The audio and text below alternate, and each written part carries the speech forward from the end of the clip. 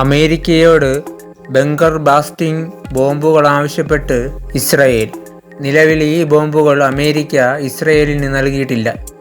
ഇറാന്റെ ആണവശേഷിയുടെ പ്രധാന ഭാഗവും ഭൂഗർഭ കേന്ദ്രങ്ങളിലാണെന്നും ഇത് തകർക്കുന്നതിന് വേണ്ടിയാണ് ബങ്കർ ബസ്റ്റിംഗ് ബോംബുകൾ ഇസ്രയേൽ ആവശ്യപ്പെടുന്നതെന്നുമാണ് വിവരം.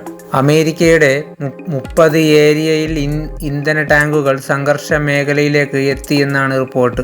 ഇസ്രയേൽ യുദ്ധവിമാനങ്ങൾക്ക് ആകാശത്ത് ഇന്ധനം നൽകാനാണ് ഇവ എത്തിയത്. അതേസമയം ഇന്ത്യ ആക്രമണം അവസാനിപ്പിച്ചത് പാകിസ്ഥാൻ അഭ്യർത്ഥിച്ചത് കൊണ്ടാണെന്ന് പ്രധാനമന്ത്രി നരേന്ദ്രമോദി പറഞ്ഞു. ട്രംപിനോട് ഫോണിൽ സംസാരിക്കവെയാണ് മോദി ഇക്കാര്യം പറഞ്ഞത്. നരേന്ദ്രമോദി 35 മിനിറ്റാണ് അമേരിക്കൻ പ്രസിഡന്റ് ഡൊണാൾഡ് ട്രംപുമായി സംസാരിച്ചത്.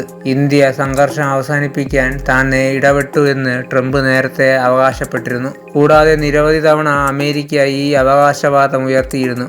അടുത്ത് ഇസ്രയേൽ ഇറാൻ സംഘർഷമുണ്ടായപ്പോഴും ഇന്ത്യ പാക് സംഘർഷം ഒഴിവാക്കിയതുപോലെ ഇതും താൻ ഒഴിവാക്കുമെന്ന് ട്രംപ് അവകാശപ്പെട്ടിരുന്നു. ഓപ്പറേഷൻ സിന്ദൂർ അവസാനിപ്പിച്ചിട്ടില്ലെന്നും ആരുടെയും മധ്യസ്ഥത സ്വീകരിച്ചിട്ടില്ലെന്നും ഭാവിയിലും ആരുടെയും മധ്യസ്ഥത സ്വീകരിക്കില്ലെന്നും മോദി വ്യക്തമാക്കി.